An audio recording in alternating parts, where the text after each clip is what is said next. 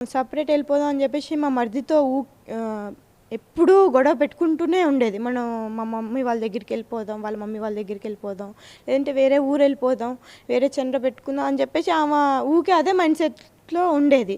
మనకి ఆస్తి మనకు వచ్చింది తీసుకొని మనం వెళ్ళిపోదాం, మనకు డబ్బులు కావాలి, అది కావాలి, ఇది కావాలని చెప్పేసి ఆమె అందువల్ల ఆ మైండ్ సెట్లో ఉండి నా కొడుకు ఏమైనా చేసిన మా అందరికీ నా కొడుకు అంటే చాలా ఇష్టం కదా, అది చూసి ఆమె తట్టుకోలేకపోయింది.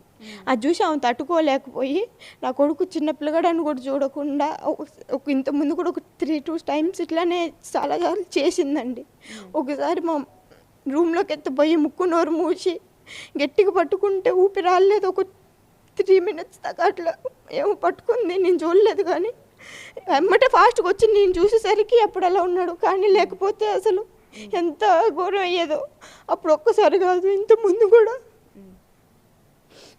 కూడా పైకెత్తపోయి వాడిని కొట్టేది, తిట్టేది. మేము ఎందుకులే కొంచెం తెలియదేమో అని చెప్పేసి చెప్పుకుంటూ వచ్చాము.